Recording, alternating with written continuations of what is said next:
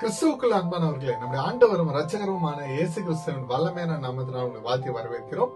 இன்றைய வேத தியான பகுதி வாசி தெரிந்து கொள்ளப்பட்ட வேத வசனம் மத்தேயு 6 அதிகாரம் 1 மனுஷர் காண வேண்டும் என்று அவர்களுக்கு முன்பாக உங்கள் தர்மத்தை செய்யாதபடிக்கு எச்சரிக்கையாய் இருங்கள்.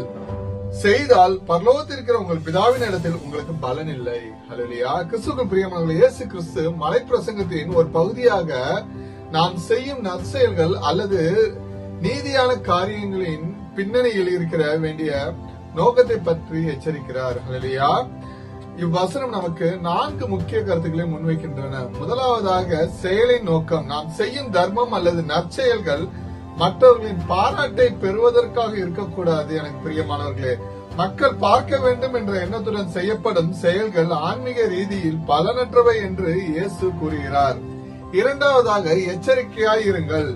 எச்சரிக்கையாயிருங்கள் என்ற வார்த்தையின் மூலம் நமது உள்ளத்தின் ரகசிய நோக்கங்களை ஆராய்ந்து பார்க்க இயேசு நம்மை அழைக்கிறார். சுய பெருமைக்காக செய்யப்படும் காரியங்கள் தேவனுக்கு பிரியமானவர்கள் அல்ல. மூன்றாவதாக, மறைமுகமான பலன்.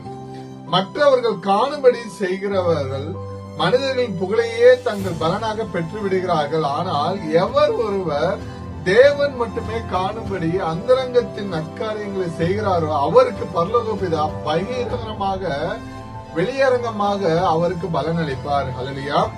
நான்காவதாக, உண்மையான வழிபாடு. இவ்வாக்கியம் தர்மம் செய்வதற்கு மட்டுமல்லாமல் ஜெபம் மற்றும் உபவாசம் போன்ற அனைத்து ஆன்மீக கடமைகளுக்கும் பொதுவான ஒரு கொள்கைகளாக அமைகிறது. வெளிப்படையான ஆசாரங்களை விட உள்ளத்தின் தூய்மையே முக்கியம் என்பதை இது வலியுறுத்துகிறது. மற்றவர்கள் பார்க்க வேண்டும் என்பதற்காக செய்யப்படும் எந்த ஒரு நல்ல காரியமும் தேவனின் பார்வையில் பலன் தராது. உண்மையான பக்தி மறைவாகவே இருக்க வேண்டும். நாம் செய்யும் ஒவ்வொரு நற்கிரிகளும் நாம் செய்யும் ஒவ்வொரு ஜெபமும் அந்தரங்கத்திலிருந்து செய்யும் போது தேவன் வெளியரங்கமான ஒரு பலனை நமக்கு கொடுக்க வல்லவராய் இருக்கிறார். நம்ம அழைத்த தேவன் உண்மை உள்ளவர். கர்த்தராகிய இயேசு கிறிஸ்துவின் கிருபை உங்கள் அனைவரோடு கூட இருப்பதாக. ஆமென்.